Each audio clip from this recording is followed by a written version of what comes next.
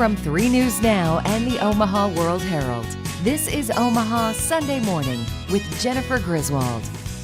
This week on Omaha Sunday Morning, the spotlight has been on the Huskers and now new head football coach Scott Frost for weeks. A look back at Frost's journey to Memorial Stadium. Plus, a devastating loss for one family brings new hope and life for another. The special gift of life and the emotional reunion as a mother hears her daughter's heartbeat for the first time in more than 2 years. Good morning and thanks for joining us. A Christmas gift that means more than words can even express. An Omaha mom is going through the fight of her life. Catherine Hughes is battling cancer. Christmas is her favorite time of year, but getting ready for the holiday is tough on her as she goes through radiation and chemo. But family and friends, even strangers, have come together to make sure this holiday season is one she will always remember. Omaha World-Herald visual journalist Megan McGill with this emotional, heartwarming surprise. So many people are here with her and right next to her. We're not fighting her fight, but we're going to fight it with her, and that we just love her. That's what we want her to know. Kat was diagnosed a little over 1.5 years ago with stage 4B terminal cervical cancer. And she was also recently divorced following the diagnosis. Katie and Elizabeth had called and just asked if they could put up some decorations. And I was like, yeah, that'll be fun, 3 of us. And then this kind of happened. I wasn't expecting any of this, and I don't think Katie and Elizabeth were either. It just blew up to this, you know, people coming over and helping and donating old Christmas stuff.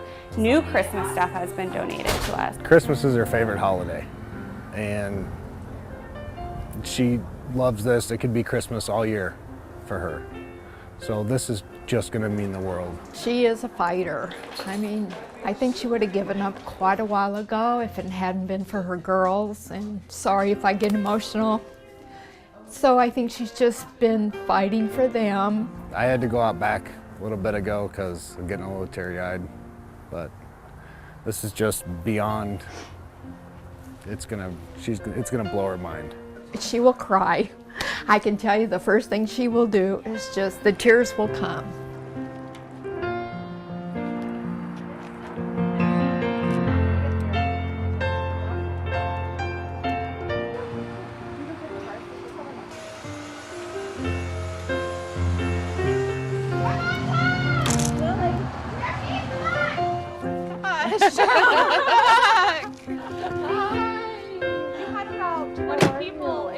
I was so surprised. I had no idea this was going to happen, and I saw everybody in the yard, and the first thing I saw was the big Santa outside, and I thought, what is going on? Where did that come from? And I saw everything, and I couldn't believe it. I've always wanted to decorate my house.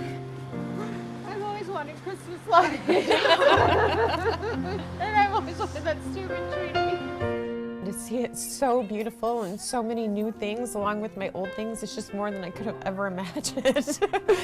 I'm so surprised. Thank you from the bottom of my heart. This is amazing.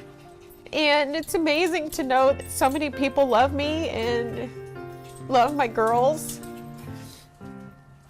And my brother, wherever he is, God love him, he would have done everything.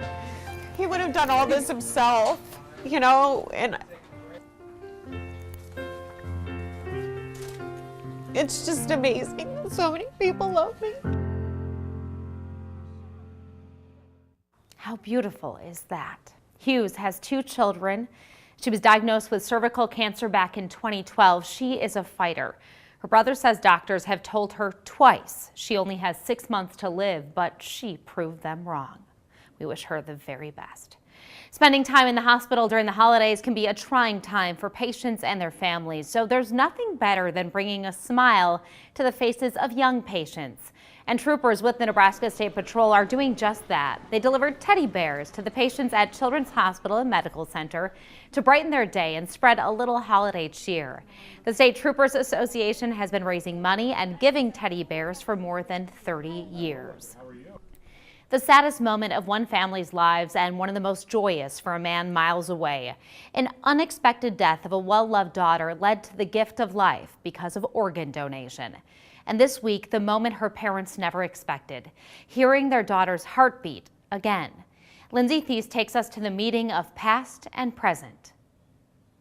Yeah, we're nervous. The pre-fits. It's testing out our heart right now. Parents Russ and Bonnie, sister Jennifer, are thinking about their lost loved one, Teresa Dema. Kind of the life of the party. Yeah. You know. She knew so many people. Sadly, the mom of one and life of the party died in 2015 after suffering a brain aneurysm. But with that loss came a momentous gift. A gift that is 32 months old today. Hi. Hello. Hi, Bob. You're shorter than I thought you would. After years, there's hugs and heartfelt sighs. You look good, man. You look good. The family met Bob Delphs, who received their daughter's heart from transplant. I tell you, that's amazing. That's amazing.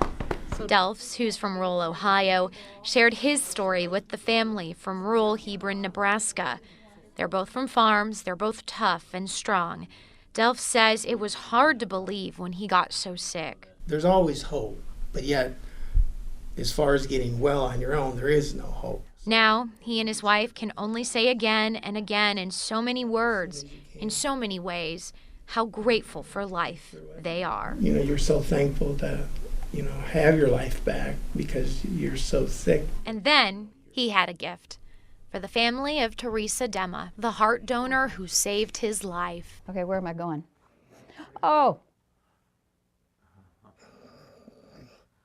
Teresa. It's a brief moment that maybe gives you goosebumps for a second, or might just make your heart skip a beat. I hear you, Teresa. You got a good guy. You would love him. You would just absolutely love him. What an amazing gift, and that moment is just so touching. Teresa helped more than 105 people with her organ and tissues donation. Healing the body and soul with a sip of hot tea. A local woman uses her passion for plants to blend together tastes and aromas. We'll take you inside the shop where all the ingredients are meticulously picked and each batch of herbal tea is handcrafted with love.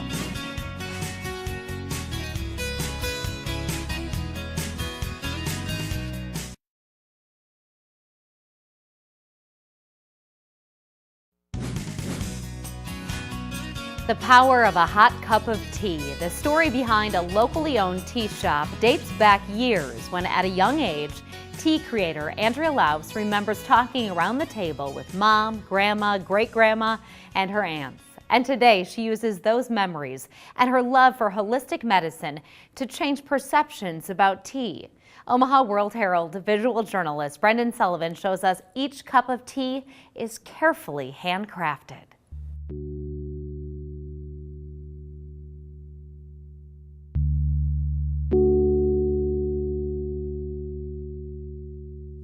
I love tea because it gives me an opportunity to interact with plants in a way that is intimate. It's taking the plants from being an aesthetic object and making them something very personal. When you get to actually steep them and taste them and know that they're impacting your insides in healthful, happy, healthy ways.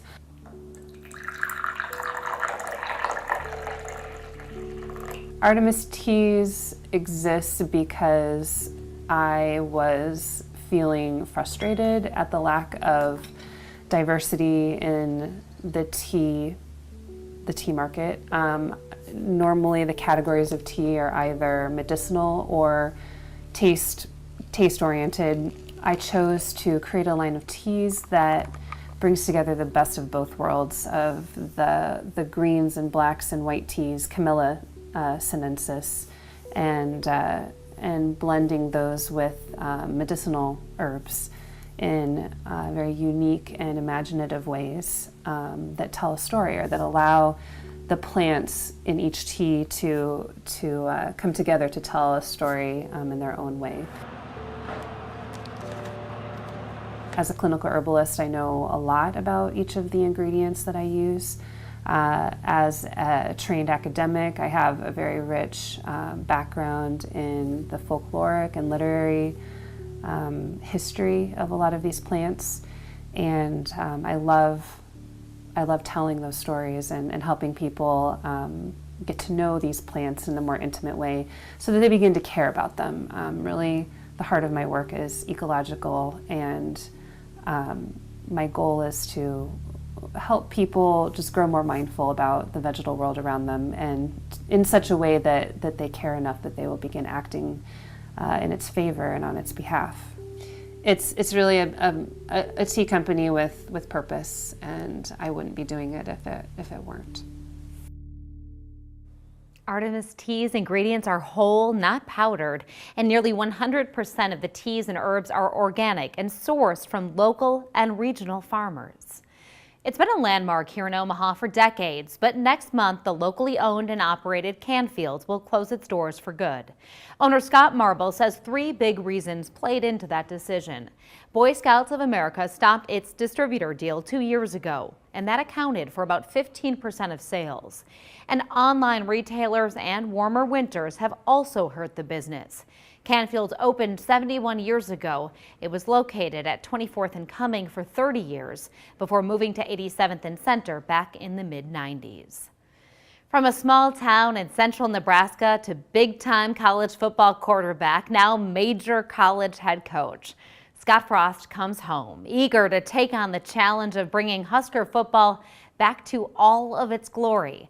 It's been a whirlwind couple of months for Frost and Husker Nation. Omaha World-Herald visual journalist Megan McGill with a look back as Scott Frost becomes head coach of Nebraska football. What do you have to say about Knights Nation? I don't love this place. I love UCF and I love Orlando. Thank you. Congratulations, Coach. It gives me a great deal of pleasure at this time to introduce the 30th head football coach at the University of Nebraska, Scott Frost. Words can't describe how much it means to me to be back here in a place that I love, a place that I understand, a place that I want to represent. I think this state is ready to see this place return to what it was. And like I said, that doesn't mean we're going to win every football game. But I want this program to be something that the people of this state can get behind and be proud of. Scott will say the right thing, he'll do the right thing. He knows about this place, he knows what made it great, and he'll bring a lot of his own ideas. This isn't going to just be a throwback to 1997, but a lot of the things that were in play those previous 40-some years long ago still maintained today. It was a hard decision for me because some of the players I was coaching down there are special to me. We built something special at UCF. It was an unbelievable victory and then really difficult task to tell them goodbye. But when it came down to it, this is home, and I can't think anything more rewarding in my career than turning this place around. I mean, it was at least 10 years ago I was telling people Scott Frost is going to be the head coach here someday because I knew that he was a special guy. This is exactly, I think, what we needed, and I think this is what this school needed. Like, it's gonna be fun. It's gonna be fun. People are gonna be excited. I want to run out of this tunnel again in front of a bunch of fans that are going to cheer for us and applaud the other team and all the things that I love about Nebraska, and I'm looking forward to that. Scott, how will you modify your system for the Big Ten? I'm hoping the Big Ten has to modify their system for us. Such a great answer. Scott Frost has been named the Home Depot National Coach of the Year, and at the age of 42, the new head Husker is the 4th youngest to ever win that award. He's assisting kids in Bellevue with just about any problem. How this guy is turning tears to smiles and leaving his paw prints on the student body and staff. That's next when Omaha Sunday Morning continues.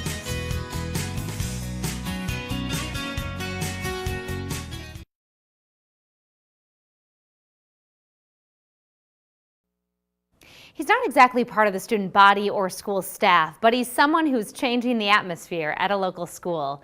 Try hard not to smile at this next story because the focus of it is known for making people do just that. 3 News Now reporter Shantae Passmore takes us in the classroom. Talking, guys. You can say hi to him. He's a pretty popular 12-year-old with a face that's adorable and demeanor to match. I would describe him happy. You can see why at Leonard Lawrence Elementary School. Use iPad time, or you can have a chance to read with Pugsley. Yes, everybody loves Pugsley. There's no denying it. I don't know who is more, the teachers or the students. Part beagle, part pug. What are you doing? Pugsley only has one job. He is definitely emotional support. About sharks. When Bellevue Public Schools allow therapy dogs, There we go. former teacher Colleen Preble became a counselor. Understanding it's hard for kids to open up, Pugsley acts like a confidant for them, lending his ear, offering a paw to lean on, or turning tears into smiles.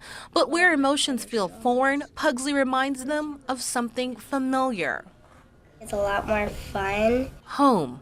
And it reminds me of my dog at home. It's really cool. I have a dog at home and I love petting dogs. And he loves the attention. Though he'll never know it, he's left his paw prints all over the school and inside the hearts of many. The In the Classroom series is part of our commitment to covering education in our communities. You can learn more on our website, 3newsnow.com. On the path to patrol Omaha streets in less than 3 months, the Omaha Police Department's largest veteran recruit class is now in training. 25 new recruits will go through the training, and 28 recruits are veteran law enforcers who have lots of experience with other departments. Some of the recruits are from the Lincoln PD, as well as Sarpy and Douglas County Sheriff's offices. If all complete the training, Omaha Police will have 865 officers. A 4-year-old finds a friend in his mail carrier. The little boy waits outside every day to greet his letter carrier and collect the mail. But to the boy's surprise, his mail carrier recently left him something special. 3 News Now reporter Andrea Braswell shows us this wonderful friendship. Every day, little Cooper O'Leary waits on his porch for his favorite letter carrier, Steve Cash. He just loves it. Cooper loves trucks, and this summer his mom, Alyssa O'Leary, says he took a special interest waiting for the mailman. It just grew into this thing. They have this special bond. They look forward to seeing each other every day. Before their friendship, Cash had to get out and walk to the mailbox. Now Cooper meets him at his truck. I really don't know who gets more out of it, me or him. You know, his stop is pretty much in the middle of my route. And, you know, to push on through, you see Coop, and Coop comes out with a big smile and takes the mail. It just makes your day just a lot easier. Now good friends, Cash wanted to give Cooper something special. Since he likes to come out and get the mail from me, that I would give him or get him a mailman's uniform. He got this outfit Thursday. His mom says he's been wearing it ever since. It was just wonderful. It was just the sweetest thing ever, and it really touched our heart. So this afternoon, Cooper wanted to say thank you with a letter of his own. I know for Cooper, it's a really big part of his day. You know, he's 4, and it's the little things in life that he just loves. And for Cash, he says he'll forever be grateful for a buddy like Cooper. When you take time out for a kid, you just make an influence on him that will last with him, hopefully, for a very long time. He's just so cute in his little outfit. Cooper's mom says it's good to see something so positive between the two. Cash says it's the best part of his day and hopes Cooper decides to be a mailman one day. And now here's a look at what's happening this week in Omaha. You can stop in at the Omaha Children's Museum Monday for Santa's Magic. It's an enchanting winter wonderland with characters and snow. Tuesday is National Poinsettia Day. There will be a poinsettia show at Lordson Gardens. For more information on these events and many more, visit the community calendar on omaha.com.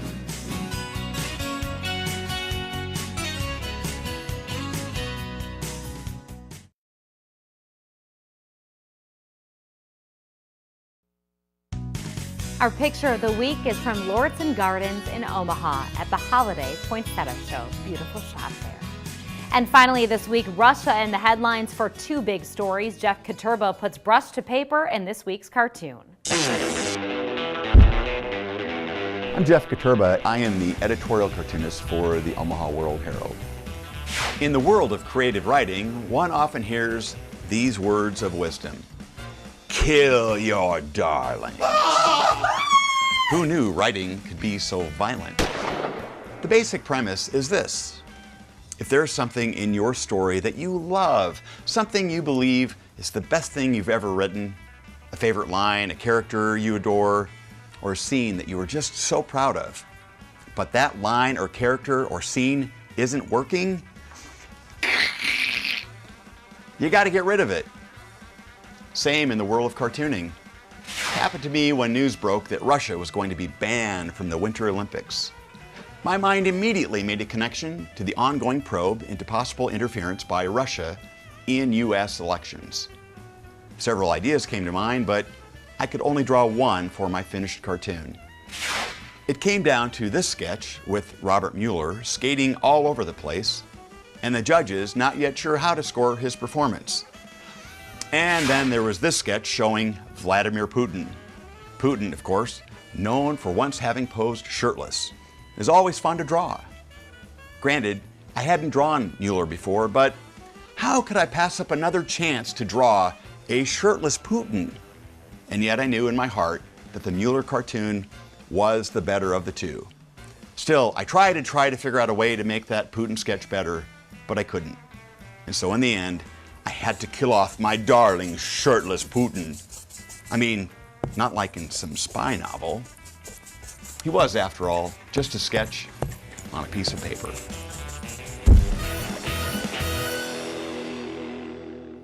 And that's all for this week. Thanks for watching Omaha Sunday Morning. We'll see you back here next week.